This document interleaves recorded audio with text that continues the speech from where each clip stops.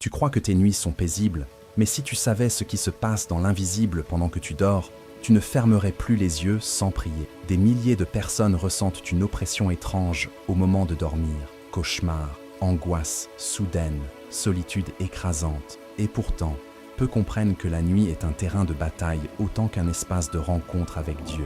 Dans cette vidéo, tu vas découvrir comment transformer tes nuits en forteresse spirituelle. Pas avec des rituels compliqués, mais avec des gestes simples, profonds et puissants.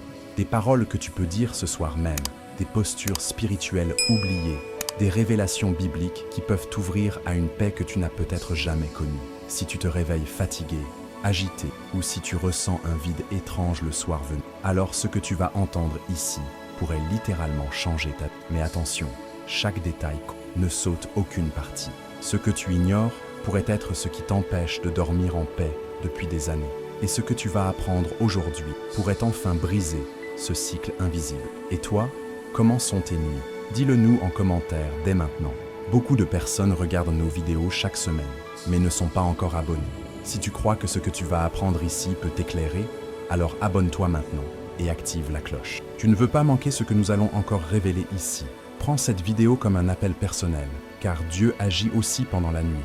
Lorsque la nuit tombe et que les bruits du monde se dissipent, une autre réalité, plus subtile, commence à se manifester. Ce n'est pas simplement l'heure du repos, c'est aussi le moment où les frontières entre le visible et l'invisible deviennent plus fines. Beaucoup ferment les yeux sans se douter que le silence de la nuit est souvent le théâtre de combats spirituels d'une intensité redoutable. La Bible nous montre à maintes reprises que l'ennemi agit souvent dans l'ombre, pendant que les hommes dorment.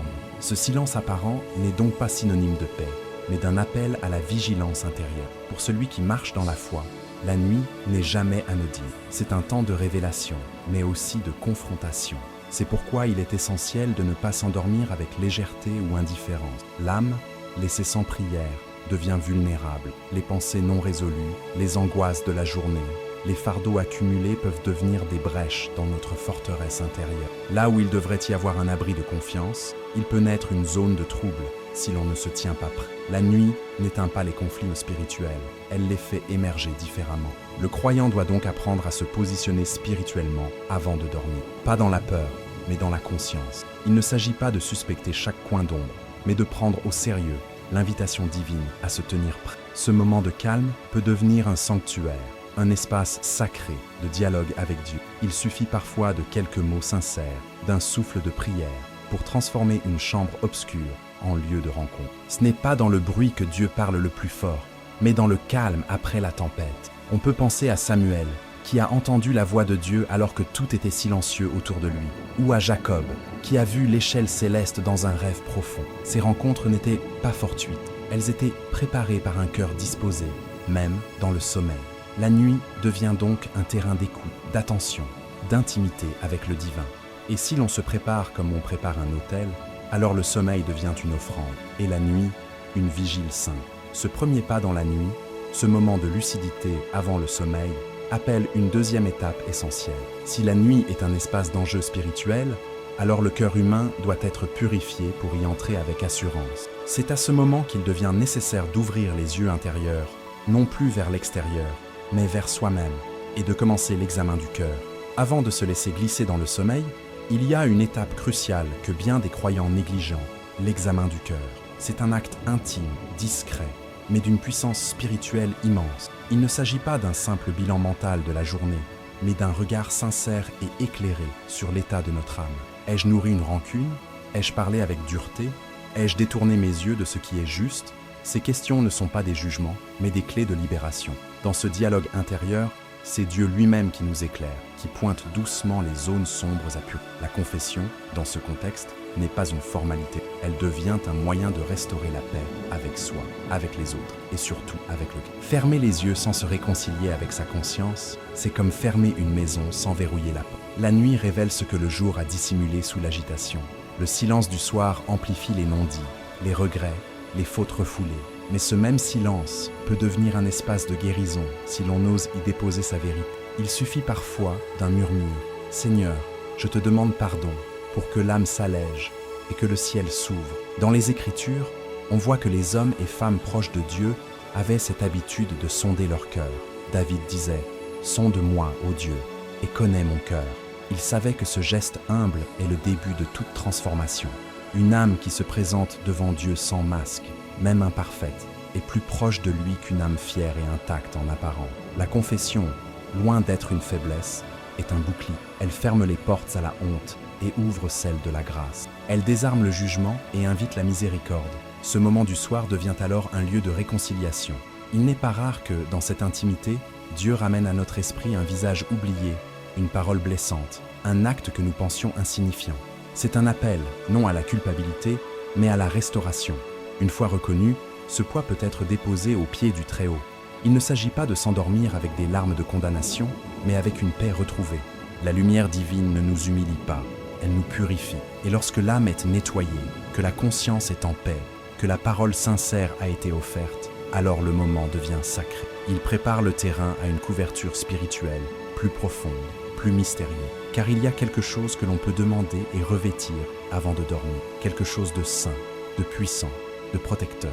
C'est le sang du Christ. Il y a dans la tradition chrétienne un mystère que le monde moderne a peu à peu oublié, la puissance spirituelle du sang de Jésus. Ce sang versé, loin d'être un simple symbole, est un sceau éternel, un rempart invisible mais réel pour l'âme qui le réclame avec foi. Lorsque la nuit s'installe et que l'esprit s'apprête à voyager dans l'inconnu du sommeil, le croyant averti se couvre, non d'objets ou d'amulettes, mais de cette protection céleste. Se revêtir du sang du Christ avant de dormir, c'est comme se draper d'un manteau de lumière, d'un manteau que les ténèbres ne peuvent percer.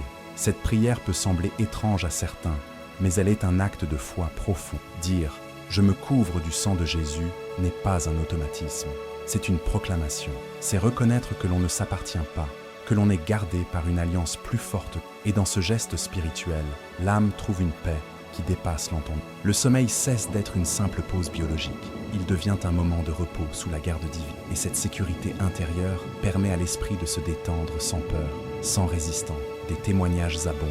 Des personnes qui, tourmentées par des nuits agitées, ont trouvé le calme simplement en priant avec foi et en évoquant ce sang.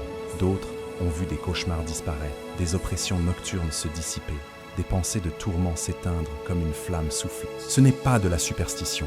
C'est l'effet réel d'une vie connectée à une vérité spirituelle profonde. Là où le sang du Christ est invoqué avec sincérité, aucune peur ne subsiste. Les chaînes invisibles tombent, les murs s'effondrent et l'âme retrouve son autorité. Il est important aussi de comprendre que cette prière n'est pas réservée à des cas graves ou extraordinaires. Elle est pour tous, chaque soir, dans la simplicité d'une foi vive. Un enfant peut la prononcer, un vieillard aussi. Elle n'a pas besoin de mots compliqués, seulement d'un cœur qui croit. Cette habitude transforme les nuits. Elle renforce aussi la conscience du salut, car en proclamant la force du sang de Jésus, on se souvient que l'on est aimé, racheté et jamais seul. Et lorsque cette couverture est posée, lorsque l'âme se sent enveloppée et en paix, alors elle est prête à accueillir autre chose, une présence douce, fidèle, invisible, mais bien réelle. Ce sont ceux que Dieu envoie pour garder nos nuits, les anges. Il y a des présences célestes qui ne dorment jamais, des messagers silencieux, des guerriers invisibles, envoyés non pour être admirés, mais pour veiller, les anges. Dans les Écritures, ils apparaissent souvent la nuit, à Joseph pour lui révéler un songe, à Pierre pour le libérer de prison, à Jacob pour lui montrer l'échelle entre le ciel et la terre. Ces manifestations ne sont pas de lointaines histoires figées dans le passé. Elles témoignent d'une réalité spirituelle toujours active. Dieu place des anges autour de ceux qui lui appartiennent. Le soir, avant de dormir, invoquer ces gardiens célestes n'est pas un acte d'idolâtrie, mais un appel à la promesse. C'est dire « Seigneur, envoie tes anges pour camper autour de moi ». Et cette prière, prononcée avec confiance, réveille l'attention du ciel. Il n'est pas question ici d'enchanter la nuit par de belles paroles, mais de confier sa vulnérabilité à une présence protectrice ordonnée par Dieu. Car si le monde spirituel est réel, alors la garde divine doit être activée par la foi. On pourrait imaginer la chambre devenir un champ de lumière, non visible à l'œil nu, mais perçu par l'âme qui se sait entourée. Il ne s'agit pas de rêver à des ailes ou à des visages d'anges dorés, mais de vivre dans la conscience que le ciel, c'est dans cette atmosphère que le cœur s'apaise vraiment. Le croyant n'est plus seul dans l'obscurité. Il sait que, même dans le sommeil, quelque chose veille, quelqu'un veille. Les anges sont là pour servir ceux qui hériteront du salut, dit la lettre aux Hébreux. Alors, pourquoi s'en priver? Certaines nuits, L'on peut même sentir une paix inhabituelle, un calme doux, une impression de sécurité inexplicable. D'autres fois, c'est un rêve lumineux, un avertissement ou une consolation reçue dans le silence. Ces choses ne viennent pas du hasard. Elles sont le fruit d'un ciel actif, attentif, un ciel qui répond à l'invocation simple d'un cœur fidèle. L'ange n'est pas convoqué, il est envoyé. Et cela change tout dans la manière de s'endormir. Une fois la prière faite, une fois les sentinelles célestes à leur poste, une autre dimension s'ouvre. Car si l'extérieur est désormais gardé, il reste encore à sanctifier l'intérieur. Et c'est dans les rêves que Dieu choisit parfois de parler. Il est temps de comprendre que nos songes peuvent devenir des messages divins, si l'on apprend à les remettre entre ses mains. Il existe des nuits où l'on se réveille avec une impression étrange, un rêve, une image persistante, une voix intérieure. Et l'on se demande, est-ce que Dieu a voulu me parler? Dans la Bible, les songes sont un langage spirituel puissant. Dieu a souvent utilisé le sommeil pour transmettre des messages, à Joseph pour préparer la naissance de Jésus, à Daniel pour révéler les temps à venir, à Pharaon pour annoncer. Dormir n'est donc pas seulement un repos, c'est parfois une invitation. Mais pour que les songes deviennent des instruments célestes et non des espaces confus, il faut les sanctifier. Cela commence par une prière simple, avant de dormir. Seigneur, prends le contrôle de mes rêves, éloigne tout ce qui ne vient pas de toi, et parle-moi si tu... Ce geste d'abandon transforme le sommeil en sanctuaire. L'âme devient disponible, l'esprit s'aligne avec le ciel. Ce n'est pas une formule magique, c'est une disposition du cœur. Un cœur prêt à écouter, même dans le silence de la nuit. Confier ses rêves à Dieu, c'est aussi les lui remettre au réveil. Noter ce que l'on a vu, ce que l'on a ressenti, prier pour recevoir l'interprétation. Il ne s'agit pas de tomber dans le mysticisme vide ou l'obsession symbolique, mais de reconnaître que Dieu utilise tous les moyens pour communiquer avec ses enfants, et que parfois, la nuit est le seul moment où notre cœur est calme, libre des distractions du jour. C'est alors qu'il parle. Il faut aussi être conscient que tous les rêves ne sont pas spirituels. Certains ne sont que le reflet de nos pensées, de nos émotions, de notre alimentation ou de notre fatigue. Mais d'autres brillent comme des étoiles dans la nuit de l'âme. Et ceux-là, on les reconnaît. Ils touchent profondément, ils bousculent, ils marquent. Ce sont ces rêves qu'il faut traiter avec soin. Ils peuvent contenir une direction, une correction, un encouragement ou même un avertissement. Et dans cette veille intérieure, cette attention paisible à ce que Dieu pourrait dire pendant la nuit, il y a aussi un combat, car tous les rêves ne viennent pas d'en haut. Certains cherchent à troubler, à effrayer, à manipuler. C'est pourquoi, après avoir appris à remettre ses songes à Dieu, il faut aussi apprendre à combattre ceux qui ne viennent pas de lui. Et c'est là que commence une autre étape de cette prière nocturne. Apprendre à rejeter ce qui n'a pas sa place dans le sommeil d'un enfant de Dieu. Il y a des nuits où l'on ne dort pas vraiment. Le corps est allongé, mais l'esprit lutte. Cauchemars intenses, sensation de paralysie, sentiment d'oppression. Ces expériences ne sont pas anodines. Elles indiquent une agitation dans le monde invisible. Loin de la paix que Dieu promet à ses enfants, elles montrent que quelque chose cherche à troubler l'âme. Mais la bonne nouvelle, c'est que nous ne sommes pas sans armes. Il est possible, et même nécessaire, d'apprendre à rejeter ce qui tente d'envahir nos nuits. La première chose à comprendre, c'est que nous avons le droit de dire non. Non à la peur, non à l'oppression, non à la confusion. La prière, lorsqu'elle est ferme, devient une barrière spirituelle. Un simple mot prononcé avec foi, « Je rejette ce cauchemar, je refuse cette présence obscure, je réclame la paix de Dieu », peut suffire à faire reculer l'ombre. Il ne faut pas attendre d'être en pleine terreur pour prier. Il faut se préparer avant, établir la paix comme une muraille autour du sommeil. Certains rêves sont comme des chaînes invisibles. Ils reviennent, encore et encore, toujours avec le même schéma, la même angoisse, le même message. Ce sont des liens, des mémoires spirituelles qui cherchent à s'imposer. Là encore, la prière a un rôle de délivrance. Il ne s'agit pas d'analyser ou de fuir, mais de confronter, d'affirmer que l'on appartient à Dieu et que rien ne peut dominer une âme confiée à lui.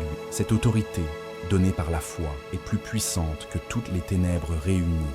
On peut aussi sanctifier l'environnement, nettoyer la chambre, se débarrasser d'objets douteux, prier dans l'espace de repos, écouter des paroles de paix. Tout cela contribue à rétablir un climat spirituel sain, car le sommeil n'est pas seulement un phénomène biologique, c'est un acte sacré. Et comme tout ce qui est sacré, il mérite d'être gardé. Quand l'atmosphère change, les attaques diminuent. Quand la foi est active, la nuit devient un lieu de victoire. Et une fois que les ténèbres sont chassées, que l'oppression cède la place à la paix, que les cauchemars se taisent, alors une dernière chose reste à faire, une chose qui transforme une nuit ordinaire en une rencontre divine. Adorer, offrir les dernières pensées du jour, non à l'angoisse, mais à celui qui garde, qui aime, qui veille.